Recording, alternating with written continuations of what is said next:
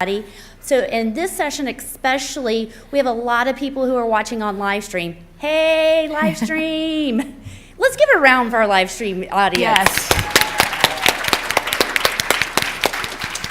I've been watching some of them chatting, and they just sound like they're just having the best time. So very happy that they're able to join us too. And to Laura and Melinda, who are FDRS helping that. We have a couple of our conference planning committee members as well as board members who are watching on live stream as well. And so, hey guys, we miss you.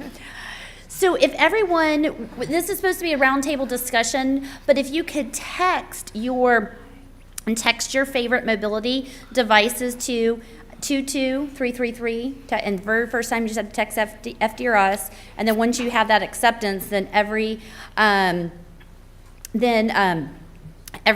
that let me start over again. You text it once, you get the response that you've joined, and then you can just text your question, text your response. So I'm going to start with you, Sarah. We've had conversations plenty of time. What are some of your favorite things? Well, and I mean, I guess we say mobility devices are devices that just help us in general, maybe. Mm-hmm. So, and I've been several things, I think, and some people don't laugh, but a shower head that comes down, the sprayer, is probably one of my favorite things. It helps me rinse get everything clean and legs and everything. Mm-hmm. Including that is, we have a shower chair, but sometimes I use it, but my mom uses it. I live with my mother. So she uses it, but I use it also as something to hold on to while I'm in the shower, since we don't have shower bars.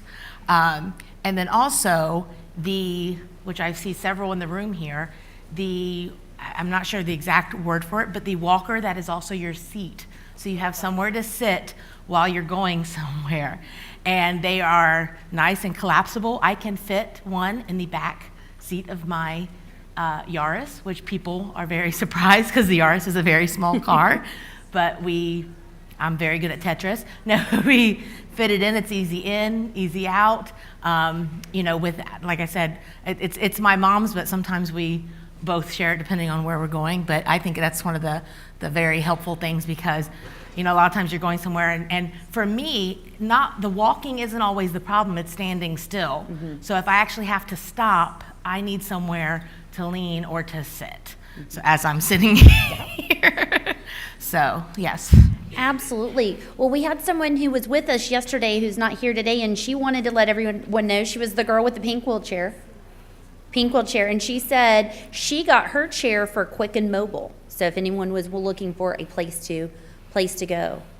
Now, Carol, can I ask you, where did you get your rollator? Yeah, it's a rollator. In fact, it's a bariatric rollator because I used to weigh over 100 pounds more than I do now. But even though I've lost the weight, the bigger one still gives me more stability since I've got a lot of muscular strangulation with leg stay.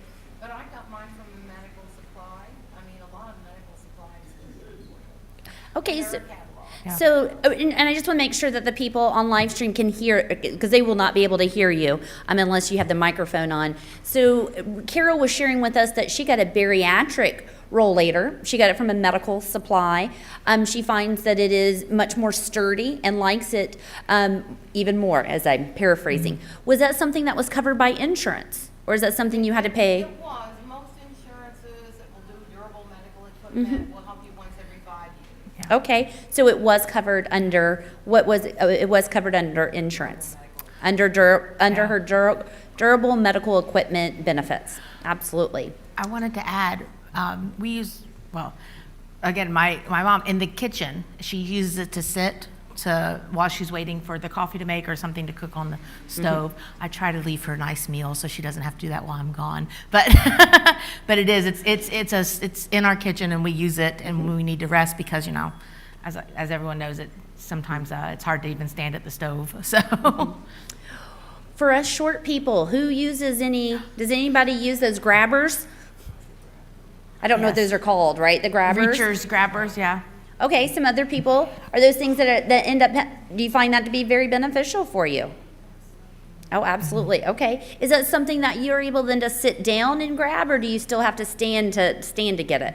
I stand, but it prevents me from getting up with a stool, and balance is an issue. So I can stay with my feet planted on the ground. Okay.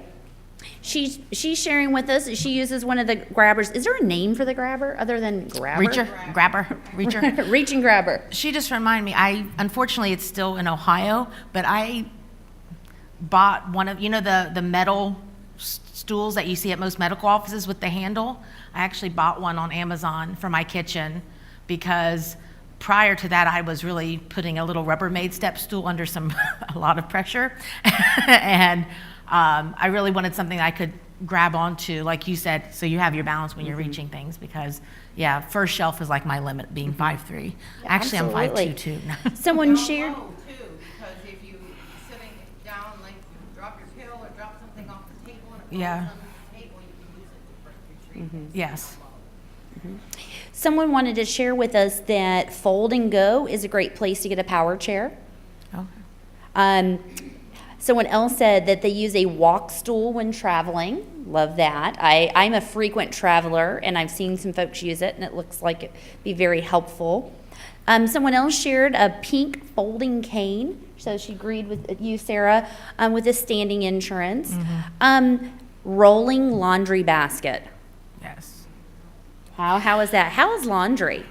IKEA bags are very nice too, because I can drag them and they're not heavy. The big blue IKEA bags. Yeah, we only have a couple steps, but it's a couple steps and then it's outside. We're in Florida, so our pipes don't freeze. So, but yeah, any basket or anything that we can carry is heavier, but the bag, we can just drag it and pull it behind Okay. us. So. We had another person who said a shower chair with a spinning stool. Oh. I'm like, oh. I will tell you, when I had surgery, one of the best things I did was I moved rooms to the handicap accessible room that had the walk-in shower with the Yes. with the seat. For me, I think Brianna mentioned the getting dizzy after having surgery. That was absolutely fantastic as well. Also in the shower, a good shower mat with suction cups. Some of them move, so you want to get one because that's a big thing about slipping and falling. Right. So I don't even know the brand on Amazon right now. In the past, I've also bought Rubbermaid, but one that just the whole length of the tub and suctions really well because, again, the slipping and falling. So, yeah. Always take your cell phone in with you. No, I've actually thought about that. I have Yeah. a very difficult time getting up from the ground. Yeah. There's nothing eloquent about me getting up from the ground. I mean, it's flop. Yeah. And I've gotten into a bathtub before and realized what would happen if I can't get out. That day may come. That day may come that I physically, because I have to roll over and get on my knees and push myself up, although I do really enjoy a bath. So, yes, I agree. Yeah. That reminded me of be sure you have your cell phone within Yeah. reach, so if something were to happen, that you would be helpful. Yes, ma'am. We resolved that in our, because I fall and very often, I also cannot get up at all. And my husband might be somewhere else, so we got the Alexa system. Alexa. Yeah. And you can plug it right into the wall, into every room. Okay. Just say, Alexa, call Fred, or Yeah. 911 if it's serious. Call 911. Oh, that's fantastic. So she was sharing with us that she put Alexa, I think most everybody knows who Alexa is, the electronic gadget, and they have them plugged into all the rooms. So if any time she were to fall or something were to happen, she can say, Alexa's call her husband, or Alexa's call 911 if you needed it. Yeah, fantastic. Yes, Another thing to go along with that, I don't have Alexa, but we got rid of our landline recently, but where we live, they don't have good 911. So I got a mobile life alert, and what's nice is you can wear it, and it's GPS connected to where they can, if you fall, you can push the button, they can find you within 12 feet of where you fall, so you don't have to be tethered to home.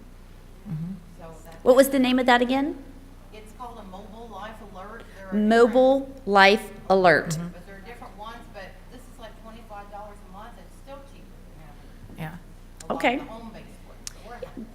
Okay. Is Allison by chance on live feed? I haven't seen it. Okay, so one of my friends on Facebook, Allison, and her husband have devised an excellent way for patients who fall and might be too heavy for someone to get up.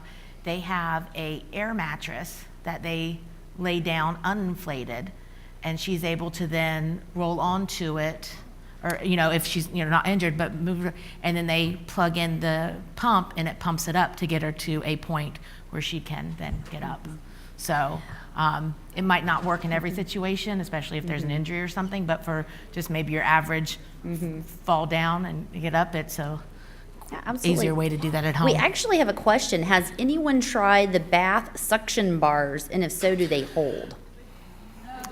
They do. Yeah. Everyone's saying no. I will. I haven't tried them because I don't question. And some of them, though, I've seen actually advertise what the weight of them are, so I haven't even tried them.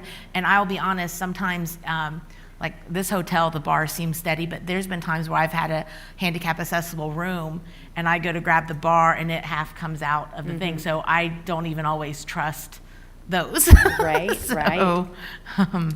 Another suggestion was not being afraid to ask for a handicap sticker. Oh, yes. I will admit, when I mentioned yesterday how I was having trouble going to class at college because I didn't even have a decal for my car to be able to park closer to campus. And I thought you think everyone else thinks like society thinks, that you're just fat and you're lazy. So I never imagined I'd be able to get one. And I think maybe my doctor offered it or something. And so, I got one, and if I pull up and the one next to it's empty, I might take it. In Florida, we can also park in the pregnancy one, sorry. My boyfriend says I put the handy in handicap because he likes when I'm with him. And we can, some places you get free parking. So yeah, but those are the things. When I originally was going to have weight loss surgery, someone said, oh, I bet you can't wait until you no longer have to use that. And I thought, I'll always have a condition with my legs.